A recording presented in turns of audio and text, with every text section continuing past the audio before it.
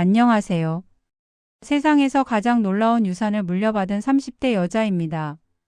이 일은 제가 35이던 해에 겪은 일입니다. 지금 생각해도 가슴이 먹먹해지고 눈물이 나려고 하네요. 한참을 망설이다 이제야 용기를 내어 그날의 일을 털어놓아 봅니다. 부디 끝까지 들어주신다면 정말 감사하겠습니다. 이야기는 친정 엄마 장례를 치르고 일주일쯤 지난 어느 날부터 시작됩니다. 그날 전 낡은 건물 3층에 있는 법률 사무소 의자에 앉아 있었어요. 변호사님이 서류 뭉치를 꺼내 놓으며 말씀하셨습니다. 따님 어머님께서 남기신 재산 목록입니다. 천천히 보시고 궁금하신 점 있으면 말씀하세요. 전 고개만 끄덕이고 서류를 받아들었습니다. 솔직히 엄마가 무슨 재산이 있겠나 싶었거든요. 평생 남의 집 청소하고 설거지하며 사신 분인데 말이에요. 그런데 그 서류를 펼치는 순간 제 인생이 완전히 달라졌습니다. 하지만 그 얘기를 하기 전에 우선 저희 집안부터 말씀드려야 할 것 같네요. 전 엄마와 언니 하나 있는 세 식구였습니다. 아빠는 제가 5살 때 교통사고로 돌아가셔서 기억이 거의 없어요. 그래서 엄마 혼자 저희를 키우셨죠. 당시 저희 형편은 정말 어려웠습니다. 엄만 남의 집에 가서 청소하고 설거지하며 하루하루 근근히 사셨어요. 워낙 성실하고 깔끔하게 일하시다 보니 단골 고객들이 꽤 많으셨습니다. 그런데 엄마가 엄청난 분이었던 게 일만 잘하신 게 아니었어요. 성격도 정말 독특하셨거든요. 한 번은 엄마가 일하시는 집에 진상으로 유명한 아줌마가 찾아온 적이 있었대요. 그 아줌마가 청소 상태의 트집을 잡으며 난리를 피우는 겁니다. 이게 뭐예요? 먼지가 이렇게 남았는데 이걸 청소를 했다고 해요? 당장 다시 하든지 아니면 돈 안 줄 거예요. 그랬더니 저희 엄만 별다른 대꾸 없이 그 아줌마를 빤히 쳐다보시더니 손에 들고 있던 걸레를 탁탁 털면서 한 발짝 다가가셨대요. 먼지가 어디 남았다는 거예요? 여기요? 아니면 여기요? 제가 일을 대충 하는 사람으로 보여요?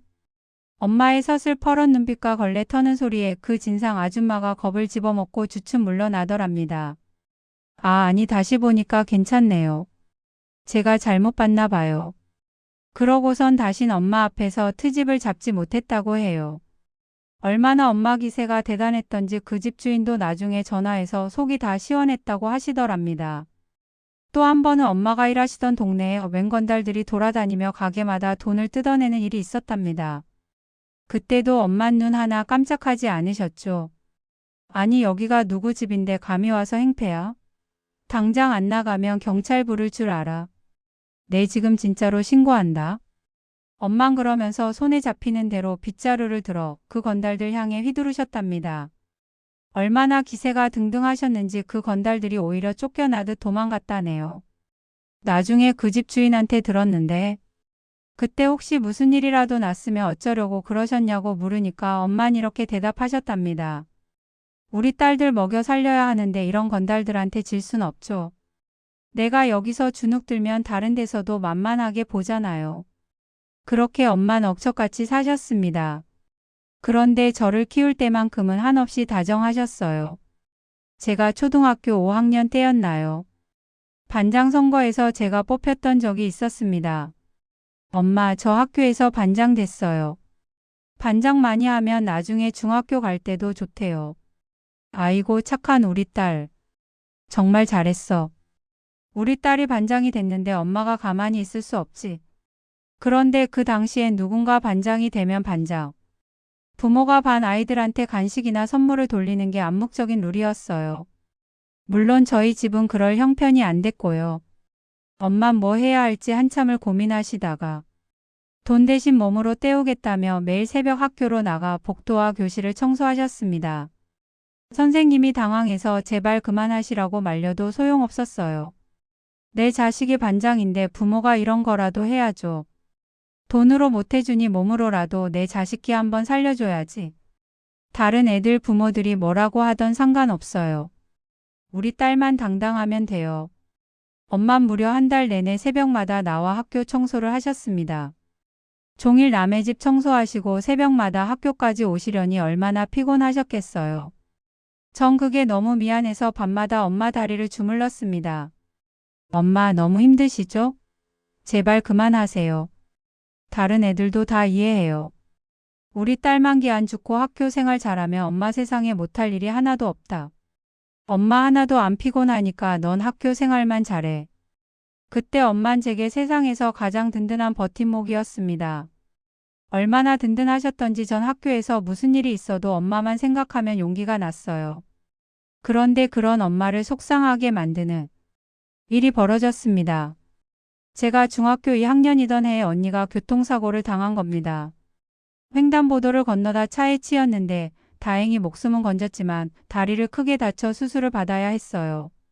문제는 가해자가 무보험 차량을 몰던 사람이었고 그마저도 도망을 쳐버렸다는 겁니다.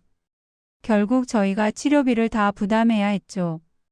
병원비가 얼마나 나왔냐면 당시 돈으로 2천만 원이 넘었습니다. 저희 집에서 감당할 수 있는 금액이 절대 아니었어요. 그날 병원 복도에서 엄마가 주저앉아 우시던 모습을 전 평생 잊을 수가 없습니다. 우리 딸이 어떡하니? 우리 큰딸이 어떡하냐고. 내가 무슨 수를 써서라도 돈을 마련해야 하는데 내가 대체 어떻게 해야 하니?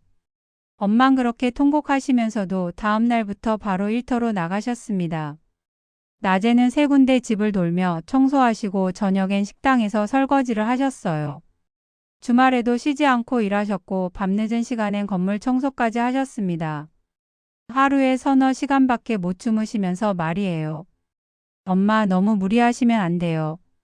엄마까지 쓰러지시면 어떡해요? 괜찮아. 엄마 안 쓰러진다. 우리 큰딸 빨리 나아야 하니까 엄마 죽어도 안 쓰러져.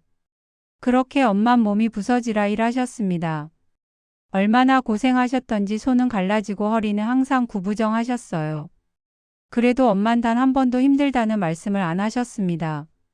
대신 언니 병실에 오시면 언제 그러셨냐는 듯 환하게 웃으셨죠. 우리 딸 많이 아프지? 조금만 참아. 엄마가 맛있는 거 사올게. 그렇게 2년이 걸려 엄만 병원비를 다 갚으셨습니다.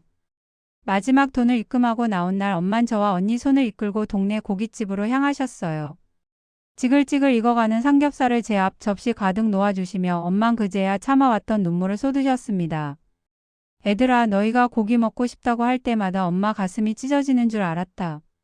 돈이 없어서 사주지 못하는 게 얼마나 괴로웠는지 몰라. 이제 빚도 다 갚았으니 실컷 먹어라. 엄마가 부족해서 정말 미안하구나. 많이들 먹어. 엄마 울지 마세요. 우린 엄마 덕분에 이렇게 건강하게 살고 있잖아요. 눈앞에 맛있게 삼겹살이 쌓여 있었지만 저도 언니도 눈물이 앞을 가려 밥을 제대로 먹지도 못했습니다. 그날 저희가 먹은 건 단순한 고기가 아니라 엄마가 당신의 몸을 바쳐 지켜낸 사랑이었어요.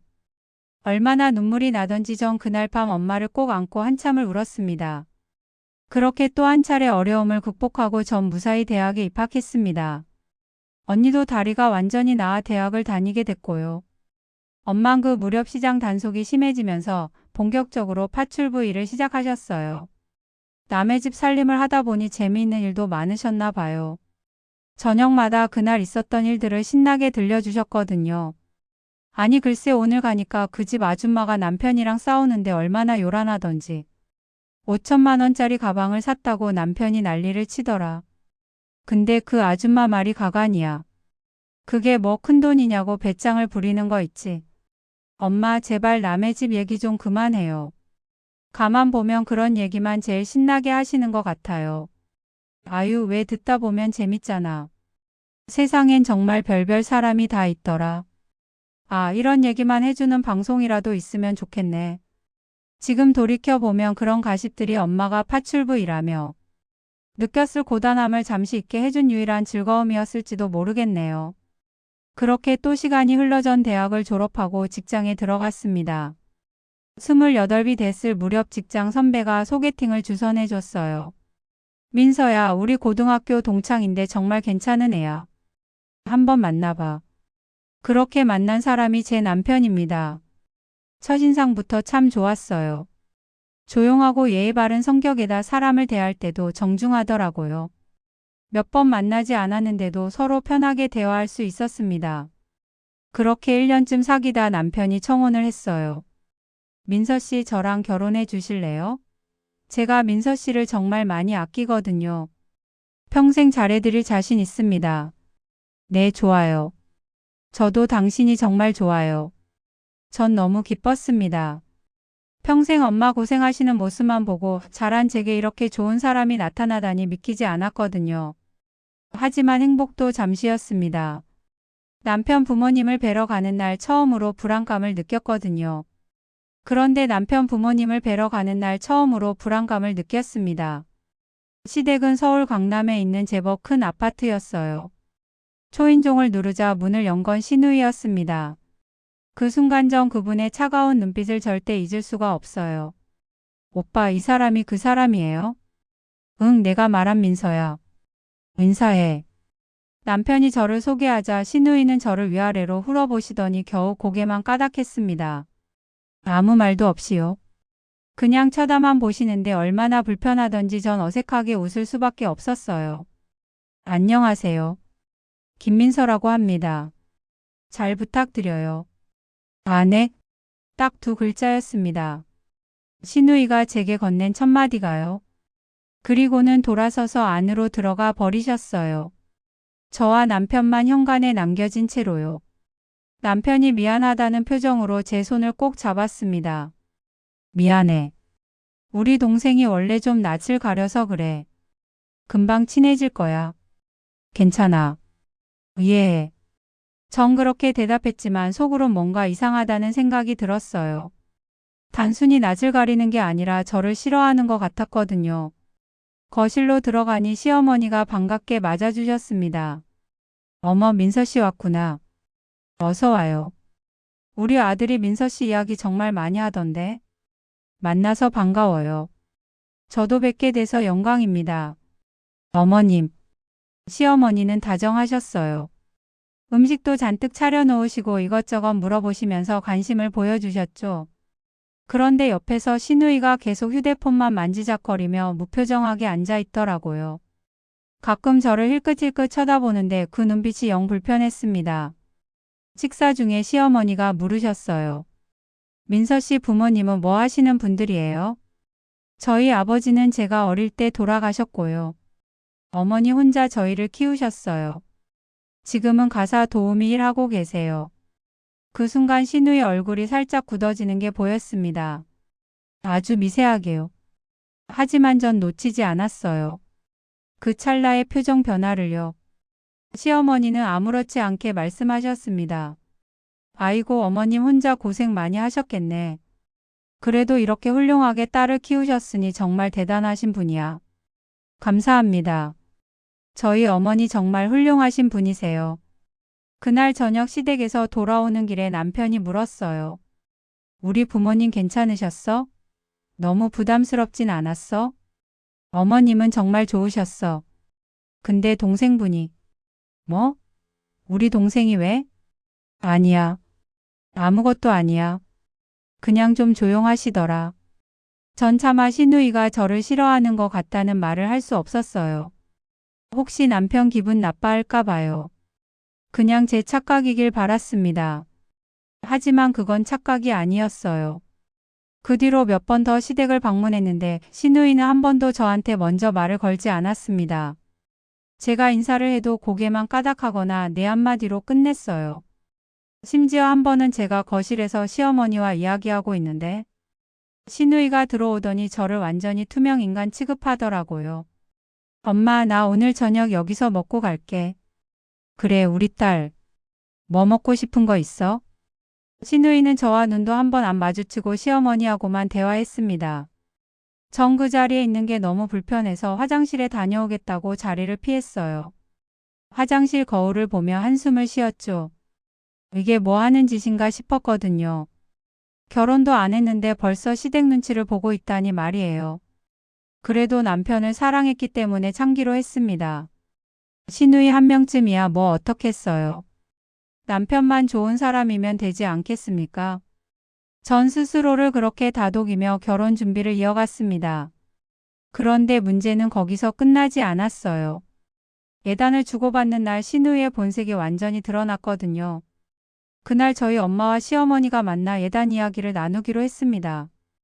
엄만 평생 모은 돈으로 제 예단을 최대한 정성껏 준비하셨어요.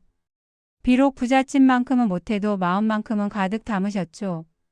우리 딸 시집 보내는데 제가 형편이 넉넉지 못해서 많이 준비하지 못했습니다. 그래도 정성만큼은 담았으니 너그럽게 봐주세요. 엄만 시어머니께 허리 굽혀 인사하셨습니다. 시어머니는 괜찮다며 손사래를 치셨어요.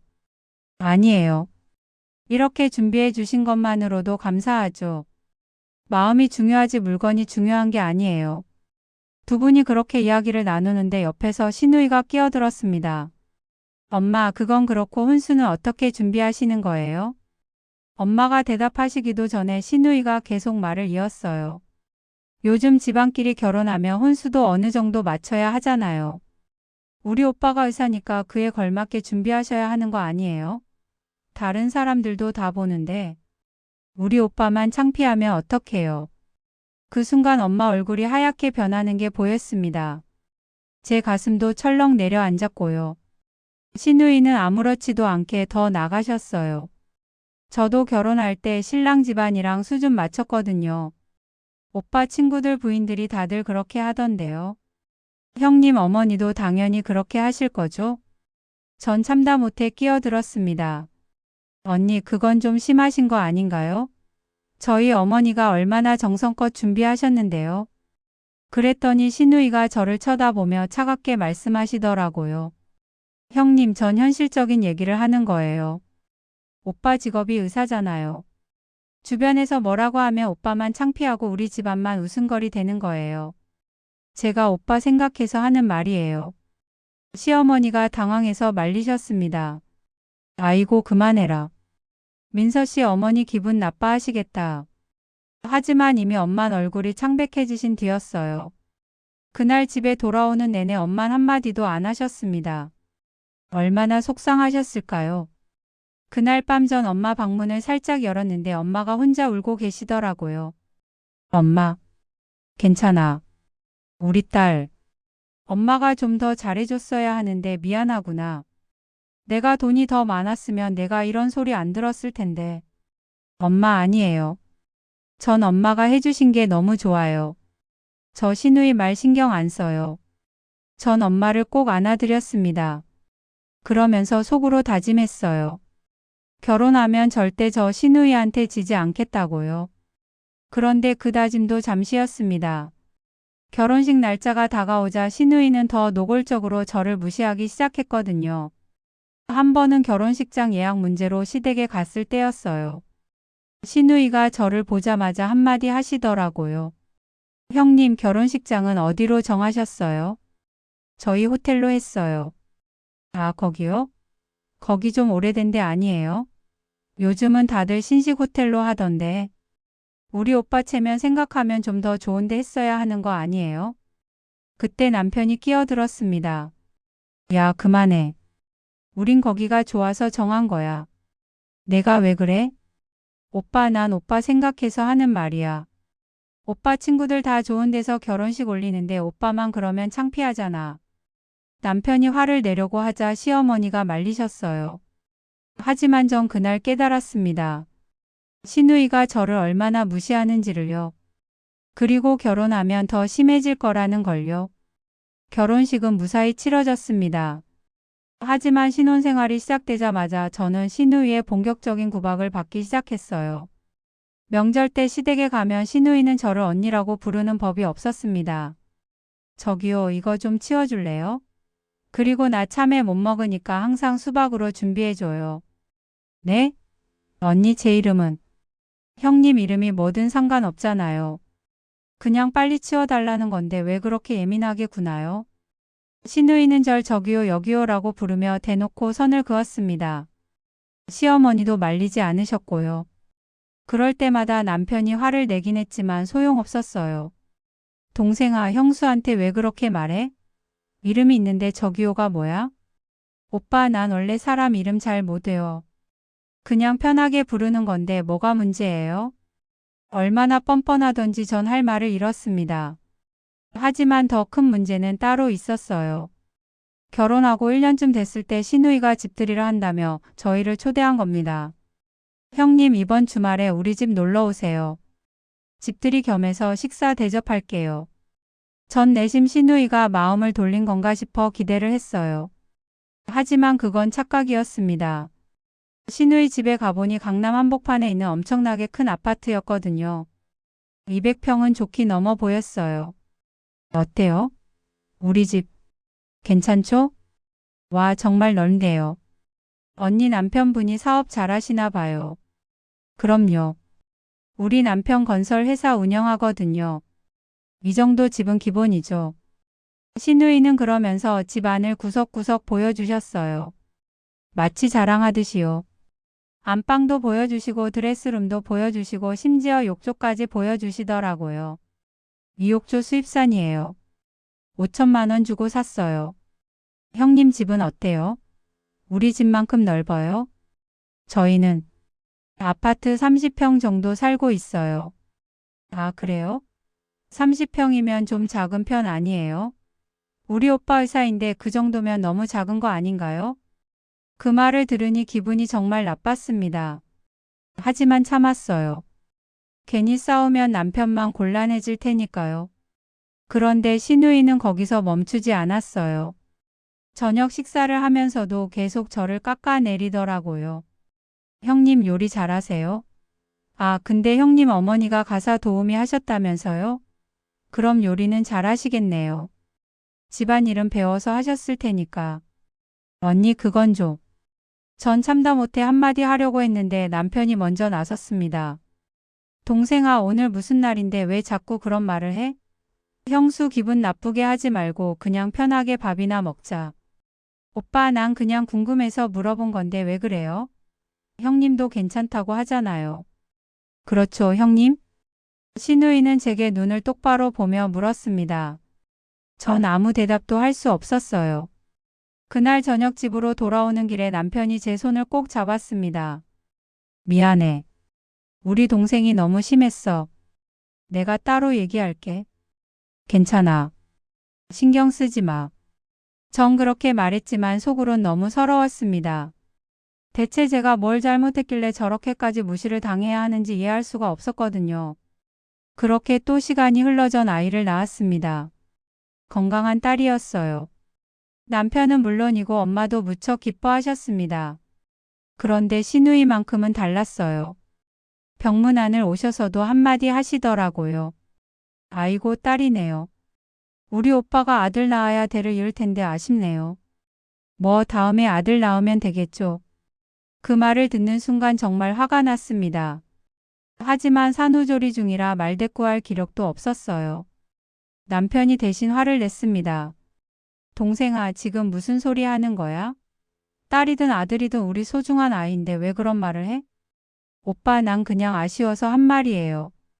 요즘 세상에도 장소는 아들 낳아야 하잖아요. 아이가 100일이 조금 지났을 때 시댁에 간 적이 있었어요. 그때 아이가 울기 시작했는데 남편이 자연스럽게 안아주었습니다. 여보, 우리 아기 기저귀 갈아야 되겠다. 내가 얼른 분유 타올게. 당신이 기저귀 좀 갈아줄래? 당연하지. 내가 할게. 남편은 당연하다는 듯이 아이를 안아들었습니다. 그런데 그때였어요. 옆에서 시누이가 비웃듯이 말하는 겁니다. 오빠, 형수가 오빠를 완전히 부려먹네요. 집에서도 이래요? 아니, 요즘 세상에 남자가 기저귀를 갈아요? 우리 남편은 절대 안 하던데. 전 너무 당황스러웠습니다. 남편이 아이를 돌보는 게 뭐가 이상하다는 건지 이해할 수가 없었거든요. 남편도 황당했는지 한숨을 쉬더라고요. 동생아, 지금 무슨 시대인데 그런 말을 해? 내가 아빠인데 내 아이 기저귀 갈아주는 게 뭐가 이상해? 그래도 좀 그렇잖아요. 형수가 혼자 하면 되는 거 아니에요? 얼마나 어이가 없던지 전 그 자리에서 일어나 화장실로 가버렸습니다. 거울을 보며 눈물을 참았어요. 대체 왜 저렇게까지 저를 괴롭히는 건지 정말 알 수가 없었습니다. 그날 이후로도 시누이의 구박은 계속됐습니다. 명절 때마다 시댁에 가면 시누이는 꼭 저를 무시하는 말을 하셨어요.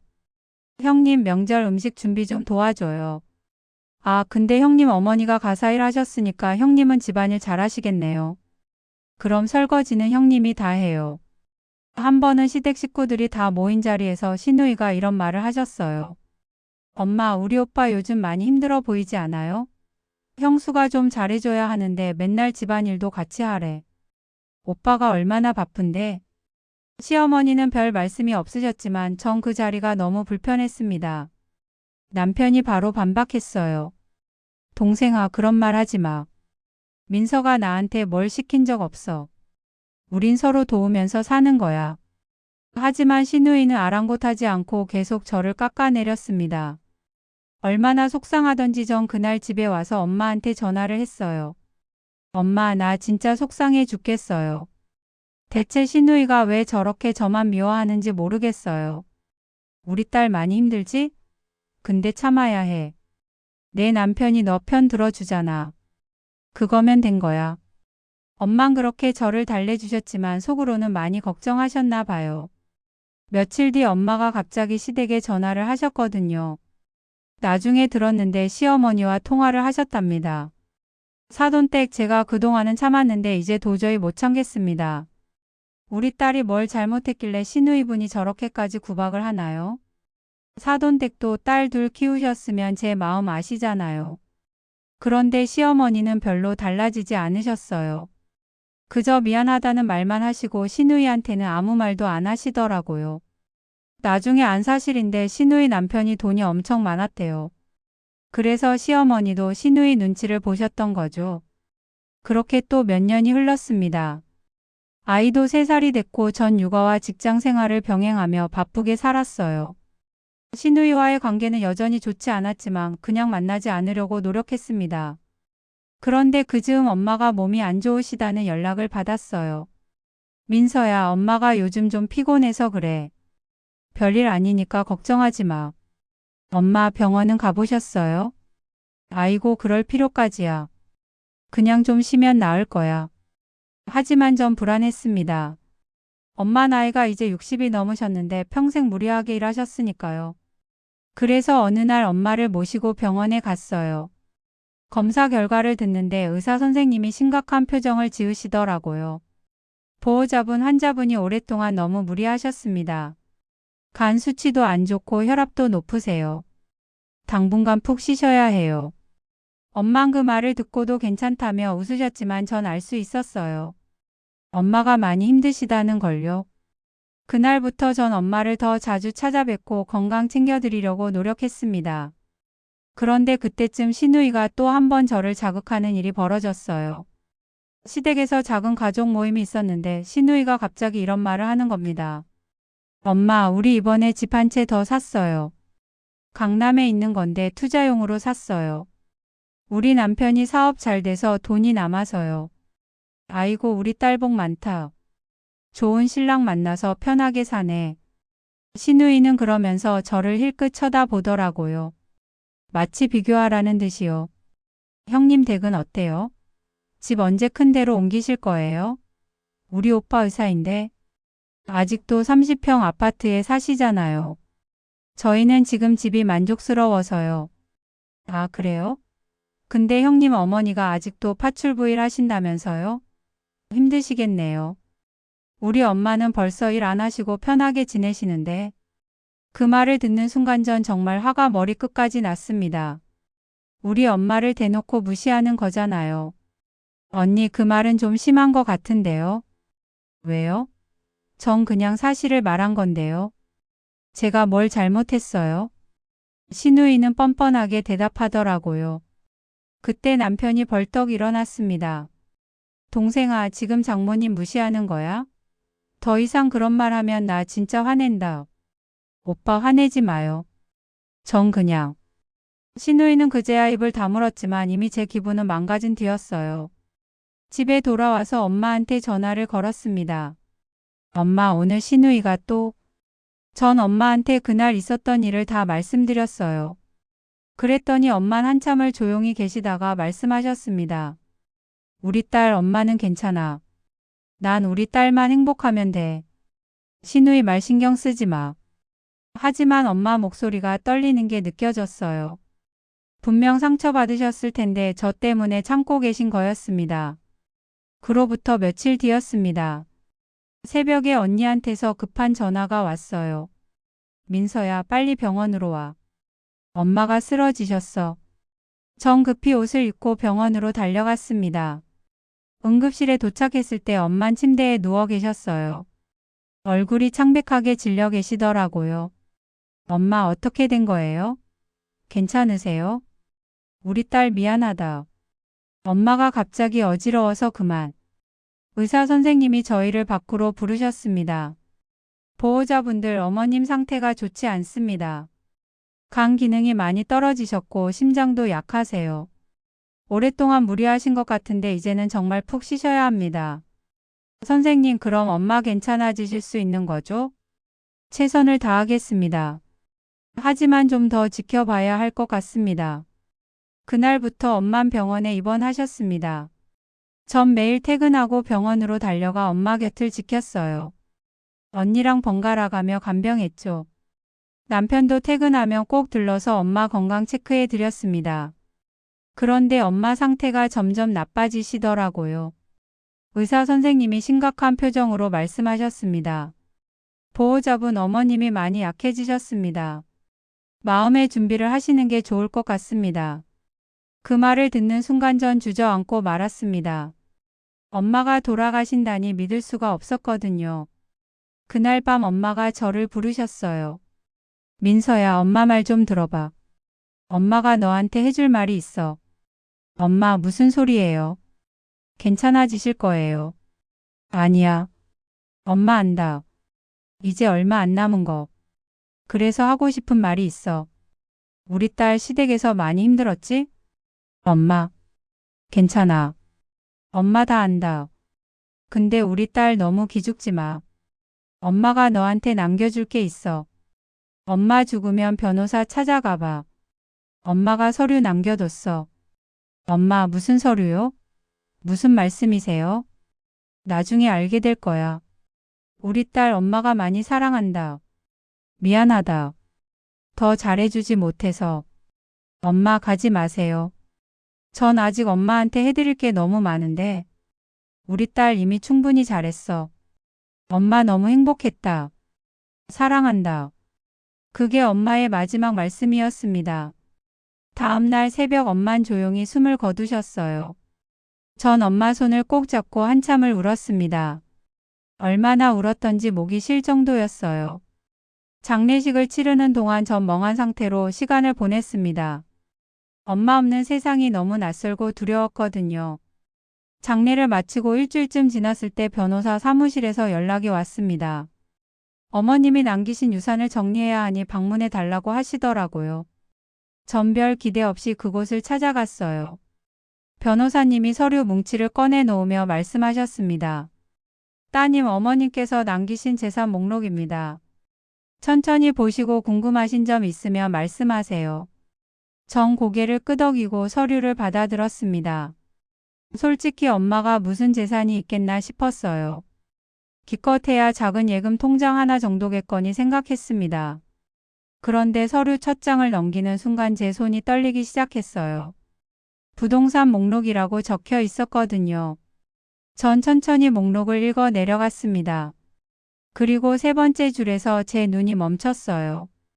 주소가 적혀 있었는데 그게 어디였냐면요. 서울시 강남구동 번지. 바로 시누이네 집 주소였습니다. 전 잠시 숨이 멎는 것 같았어요. 다시 한번 확인했습니다. 분명했어요. 똑같은 주소였습니다. 손이 떨려서 서류를 제대로 잡을 수가 없었어요. 변호사님이 걱정스럽게 물으셨습니다. 따님, 괜찮으세요? 얼굴이 창백하신데요. 이게 무슨 뜻이에요? 이 주소에 있는 부동산이 저희 엄마 것이었다는 거예요? 네, 맞습니다. 어머님께서 30년 전에 구입하신 건물이에요. 지금은 상당한 가치가 있습니다. 아마 300억 원은 좋게 넘을 겁니다. 300억이요? 전 믿을 수가 없었습니다. 평생 남의 집 청소하며 사신 엄마가 300억짜리 건물을 가지고 계셨다니요. 그것도 하필 시누이네 집이 있는 바로 그 건물을요. 변호사님이 계속 설명하셨습니다. 어머님께서 젊으셨을 때 그 건물을 아주 싸게 사셨다고 하더라고요. 당시에는 강남 개발이 시작되기 전이라 땅값이 쌌거든요. 그리고 그 건물에 세를 주면서 임대료를 받으셨는데 그걸 전부 따님들 교육비로 쓰셨답니다. 그럼 시누이네는 저희 엄마한테 월세를 낸 거예요? 네, 정확히는 월세가 아니라 전세금을 받으셨습니다. 약 20억 원 정도요. 그 돈도 여기 통장에 고스란히 있습니다. 전 그 순간 엄마의 마지막 말씀이 떠올랐어요. 엄마가 서류를 남겨뒀다고 하셨던 게 바로 이거였구나 싶었습니다. 그동안 엄마가 왜 아무 말씀도 안 하셨을까요? 시누이가 그렇게 저를 무시하는데도 왜 가만히 계셨을까요? 그때 갑자기 과거의 일들이 주마등처럼 스쳐 지나갔습니다. 엄마가 시누이 집들이 날 아무 말 없이 조용히 계셨던 것. 시누이가 저를 무시할 때마다 그냥 참으라고 하셨던 것. 모든 게 이해가 됐어요. 엄만 알고 계셨던 겁니다. 시누이가 살고 있는 그 집이 바로 엄마 건물이라는 걸요. 그런데도 한마디도 안 하셨어요. 왜였을까요? 아마도 제가 당당하게 살았으면 하셨던 것 같아요. 재산으로 당당해지는 게 아니라 제 자체로 당당해지길 바라셨던 거죠. 그런데 이제 엄마가 돌아가시고 나니 이 모든 걸 제게 남겨주신 겁니다. 마치 말씀하시는 것 같았어요. 이제는 당당해도 된다고. 더 이상 기죽을 필요 없다고. 전 한참을 그 자리에 앉아 울었습니다. 변호사님이 물티슈를 건네주시며 조용히 기다려주셨어요. 한참을 울고 나서야 전 정신을 차릴 수 있었습니다. 변호사님, 이 사실을 시누이는 알고 있나요? 아니요, 모르실 겁니다. 어머님께서 철저히 비밀로 하라고 하셨거든요. 전 천천히 고개를 끄덕였습니다. 그리고 결심했어요. 이제 시누이에게 진실을 말해줘야겠다고요. 그동안 저를 그렇게 무시하고 깔봤는데 이제는 알 때도 됐으니까요. 그날 저녁 전 시댁으로 향했습니다. 손에는 변호사 사무실에서 받은 서류를 들고요. 초인종을 누르자 시어머니가 문을 열어주셨어요. 어머 민서야. 무슨 일이야? 갑자기 웬일이니? 어머님, 시누이 언니 계세요? 응, 오늘 마침 우리 딸이 와 있어. 들어와. 거실로 들어가니 시누이가 소파에 앉아 있었습니다. 저를 보더니 시큰둥하게 인사하더라고요. 형님. 무슨 일이에요? 전 아무 대답 없이 시누이 앞으로 걸어갔습니다. 그리고 손에 들고 있던 서류를 탁 하고 테이블 위에 놓았어요. 언니, 이거 한번 보세요. 뭔데요? 시누이가 서류를 집어들었습니다. 그리고 첫 장을 넘기는 순간 얼굴이 하얗게 변하더라고요. 이게 무슨... 놀라셨죠? 언니가 지금 살고 있는 이 집이요. 바로 저희 엄마 건물이에요. 정확히 말하면 이제 제 건물이고요. 시누이는 말을 잇지 못했습니다. 시어머니도 놀라서 서류를 보셨어요. 민서야, 이게 정말이니? 네, 어머님. 저희 엄마가 30년 전에 이 건물을 사셨대요. 그리고 그동안 시누이 언니네한테 전세를 주셨던 거고요. 전 담담하게 말했습니다. 시누이가 떨리는 목소리로 물었어요. 그럼 우리가 낸 전세금 20억은? 네, 저희 엄마가 받으셨어요. 그 돈도 여기 통장에 다 있고요. 전 통장 사본도 보여줬습니다. 시누이는 완전히 패닉 상태가 됐어요. 그럼 우리가 그동안 형님 엄마한테 집세를 낸 거였어요? 그렇죠. 그런데 언니, 그동안 저희 엄마 얼마나 무시하셨어요? 파출부 일 하신다고 가난하다고 그렇게 깔보셨잖아요. 시누이는 아무 말도 못했습니다. 전 계속 말을 이었어요. 언니가 자랑하시던 이 집이요. 언니 남편이 사업 잘한다고 돈 많다고 자랑하시던 이 집이요. 알고 보니 저희 엄마 건물이었네요. 참 아이러니하죠? 형님, 저는 몰랐어요. 진짜 몰랐다고요. 모르셨죠? 저희 엄마가 일부러 숨기셨으니까요. 근데 왜 숨기셨을까요? 언니한테 한 방 먹이려고요? 아니에요.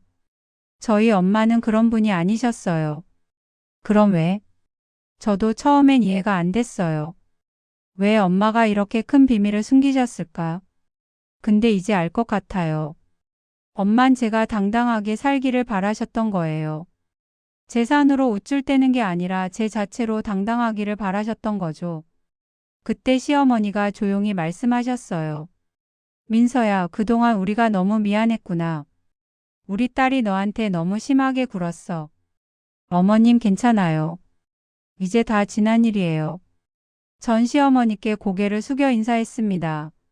그리고 시누이를 바라봤어요. 언니, 전 언니한테 복수하려고 이러는 거 아니에요. 그냥 이제 진실을 알아야 할 때가 됐다고 생각해서요. 언니가 그동안 저를 얼마나 무시했는지 기억하세요? 시누이는 고개를 떨궜습니다. 전 마지막으로 한마디 더 했어요. 언니, 사람을 겉모습으로 판단하면 안 돼요. 저희 엄마가 파출부일 하셨다고 무시하셨잖아요. 근데 보세요. 언니보다 훨씬 더 큰 부자셨어요. 앞으로는 사람을 함부로 대하지 마세요. 그날 이후 시누이는 완전히 달라졌습니다. 저를 보면 고개를 숙이고 조심스럽게 대하시더라고요. 한 번은 시댁에서 식사를 하는데 시누이가 조심스럽게 말을 걸었어요. 형님, 그동안 정말 죄송했어요. 제가 너무 오만했어요. 괜찮아요. 이제 다 지난 일이에요. 아니에요. 전 형님 어머니를 너무 무시했어요. 제가 정말 잘못했어요. 시누이는 진심으로 사과하는 것 같았습니다.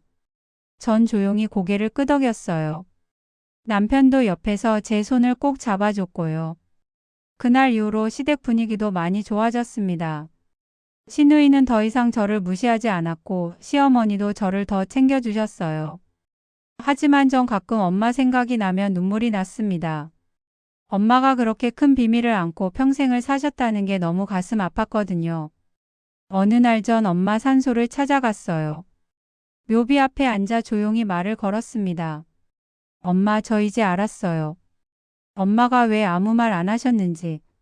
엄마는 제가 혼자 힘으로 당당해지길 바라셨던 거죠. 재산이 아니라 제 자신으로요. 엄마, 정말 감사해요.